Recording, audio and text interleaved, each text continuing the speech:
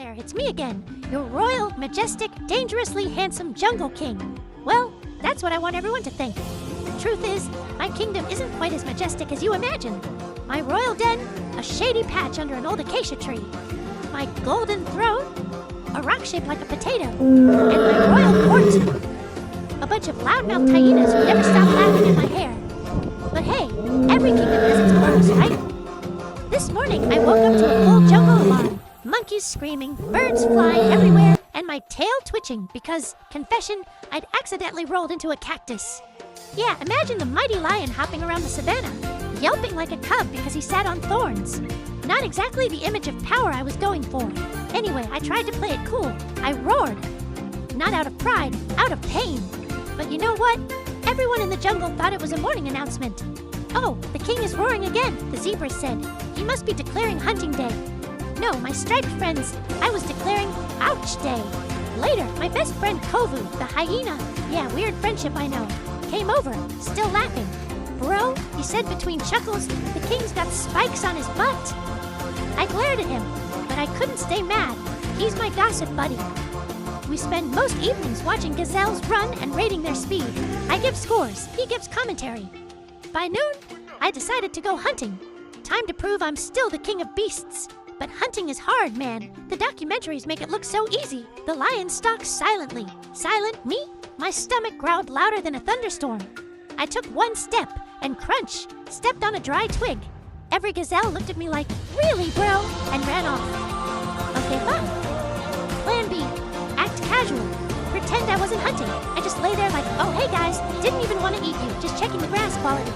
Then I saw something glorious, a wild boar, big and juicy. I crouched, ready to pounce. And right when I was about to leap, a butterfly landed on my nose. I sneezed so hard I scared myself. The boar ran. The butterfly survived. My dignity? Gone. By the afternoon, it was way too hot to hunt. So, like any wise king, I took a nap.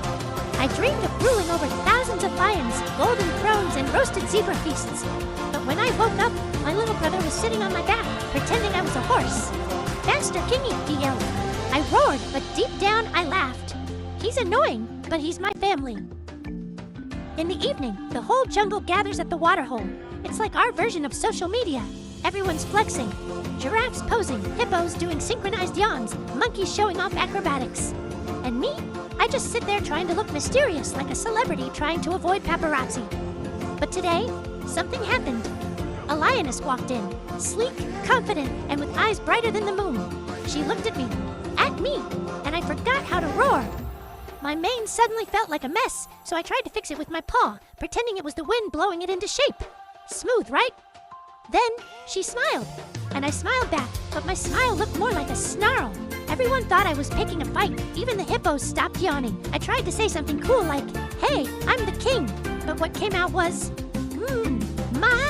yeah, real smooth. The lioness giggled and walked away, leaving me to drown in embarrassment. Kovu, my hyena friend, whispered, don't worry, Romeo, she probably likes spikes. Night came. The jungle turned quiet, and I sat on my potato-shaped rock, watching fireflies light up the savannah. My pride was asleep, snoring in a chorus. Even Kovu dozed off, still smiling in his sleep. And then I thought, maybe being king isn't about the roar or the throne.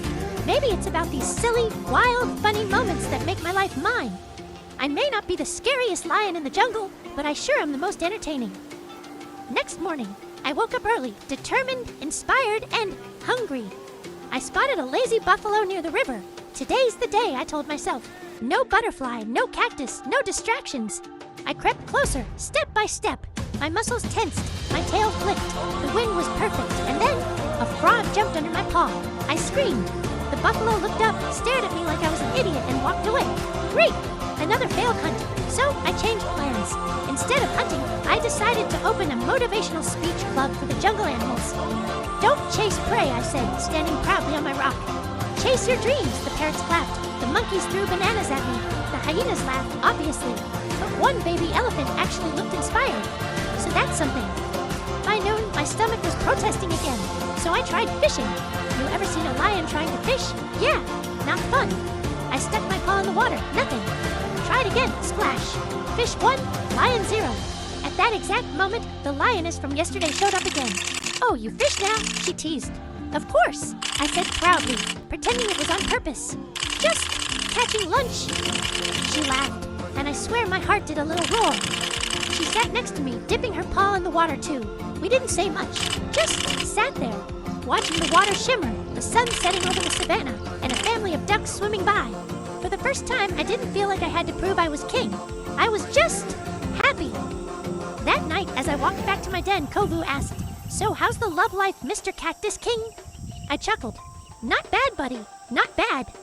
Then we both lay down under the stars. The moonlight shimmered on the grass, the fireflies danced again, and I whispered, "Maybe tomorrow I'll finally hunt that buffalo." Kovu snorted, "Yeah, sure, just don't scream at frogs this time." We both laughed until dawn. Morning broke over the savannah, and I woke up with one mission: redeem my kingly reputation. Yesterday I was the lion who screamed at a frog. Today, I'll be the legend who caught the buffalo. I stood on my potato-shaped rock, letting the wind blow through my mane like I was in a shampoo commercial. Birds chirped dramatically in the background. The jungle was quiet. Too quiet. Perfect. The element of surprise was on my side. I crouched low, belly touching the grass. My tail twitched with focus. I spotted a group of buffalo grazing near the waterhole. Big, strong, and perfect for breakfast. I whispered to myself, "All right, Simba 2.0, let's do this." I started creeping closer. 1 step, 2 steps, silence. And then, snap! My paw landed on a dry stick again. The buffaloes turned in unison like synchronized swimmers, staring at me with those seriously bro eyes. I froze. They froze. Even the wind stopped. One of them snorted like, "You want some of this?" Now, logically, I should have backed away, but my pride said otherwise. So I puffed up my mane, stretched my neck, and roared the loudest roar I could. Problem is, I hadn't cleared my throat yet. What came out was something between a cough and a meow. The buffaloes blinked, then they charged. I screamed, in a very kingly tone of course, and ran faster than I ever have in my life. Dust flew everywhere. Monkeys screamed, birds panicked, and I swear one zebra fainted from laughter. I ran past Kovu, who was napping under a tree. "Bro, why are you running?" "Because breakfast is chasing me," I shouted. When I finally stopped, panting and covered in dust, Kovu rolled on the ground laughing. "You're the only lion I know who hunts backwards." I sighed. "Yeah, well, maybe I'm just inventing new techniques." The royal meeting. Later that day, my pride gathered for our daily lion council. Basically, we just sit around pretending to discuss serious things while secretly gossiping about who has fleas. Old Uncle Mimfalmi, the oldest lion in the pride, looked at me. "Son, as king, you must lead by example." I nodded solemnly. "Of course, Uncle. Leadership is my middle name." Then a cub piped up, "But didn't you run from a buffalo this morning?" Everyone stared at me. I tried to stay calm. It was tactical retreating. The lionesses giggled. Uncle Mfalmi sighed. "Tactical retreating? Son, kings don't retreat." "Sure we do," I said. "Even chess kings retreat sometimes." Kovu burst out laughing again, from behind the bushes, where he always eavesdrops. A royal bath gone wrong. After the embarrassment of the morning, I decided to relax at the river. I mean, a royal lion deserves self-care, right? So, I stepped into the shallow water, majestic, slow, like I was in a slow-motion movie scene. The reflection of my golden mane shimmered beautifully on the surface. I whispered to myself, "Dang, you handsome beast." Then, splash! A crocodile popped up out of nowhere. I screamed and jumped 3 feet in the air, landing face first in the mud. The croc just stared unimpressed. "Relax, big guy," it grunted. I was just yawning. I crawled out of the river, dripping, my mane looking like a soggy mop, and of course, the lioness was right there, watching. Again, she tilted her head. "Taking a mud bath, Your Majesty." I coughed. It's a royal cleansing ritual." She smiled, eyes twinkling. "You really are something." Then she walked away, tail swaying like a metronome. My heart, boom, boom, boom. The hunt redemption, sort of. The next morning, I decided to redeem myself again. This time, no mistakes. I gathered my pride. Today, hunt is one. We'll show the jungle who's boss. The lioness is not ready for action. The cubs cheered. Even Kovu wore a leaf crown and yelled, "Long live the king." We moved through the tall grass. Stealthy, powerful, synchronized. My heart pounded with excitement. This was it. My royal comeback. Our target, a herd of wildebeest. We spread out perfectly. I was leading from the center. The signal was my roar. I took a deep breath and roared. This time it actually sounded majestic. The herd panicked and scattered. We chased. Dust filled the air. The thrill was electric. I lunged forward, finally tackling one down.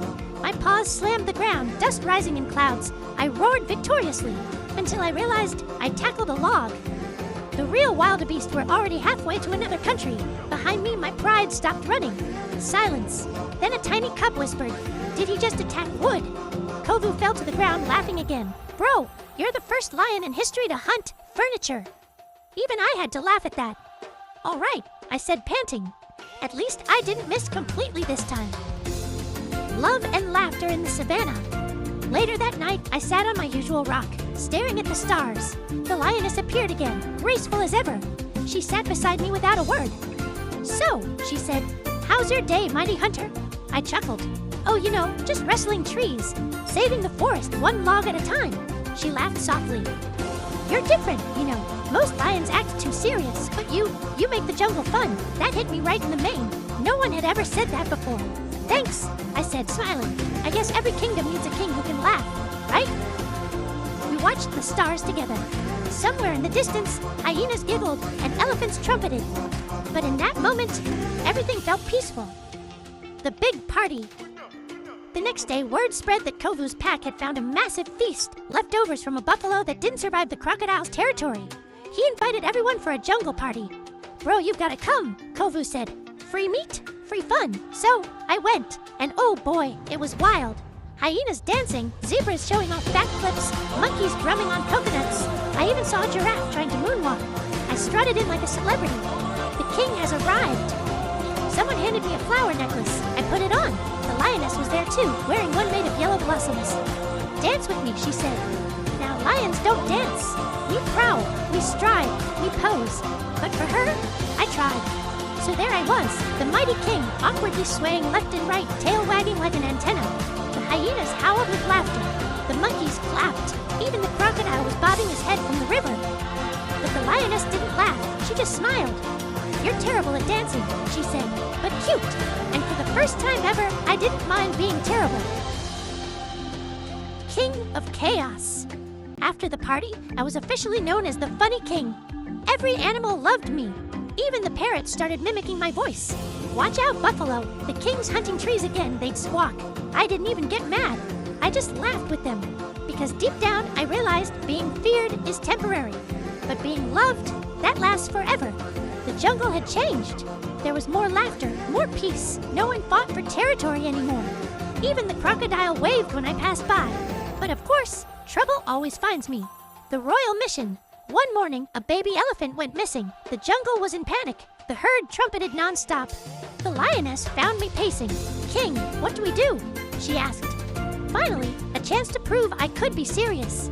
I gathered everyone. "Don't worry, we'll find the baby." Kovu and I set off immediately. We followed the tracks through the tall grass into the rocky hills. After hours, we heard a faint trumpet sound. The baby was stuck in a mud pit. I roared for help. The lioness and some monkeys arrived with vines. We all worked together, pulling, digging, pushing. Mud splashed everywhere. Kovu slipped in head first. Finally, we freed the baby elephant. Everyone cheered. The mother elephant lifted me up with her trunk like a trophy. "Behold," Kovu shouted, "the muddy but mighty king." And from that day on, my reputation completely changed. I wasn't just the funny king anymore. I was the heart of the jungle. Epilogue, a royal lesson. Months passed. The jungle thrived. I often sat with Kovu, the lioness, and the cubs, watching the sunset over the golden savannah. One cub asked, "King, what's it like to rule?" I smiled. It's not about power. It's about laughter, love, and never taking yourself too seriously. The lioness leaned on me. "And not attacking logs," she added. Everyone laughed. And as the stars appeared, I thought to myself, maybe I wasn't born to be the fiercest lion. Maybe I was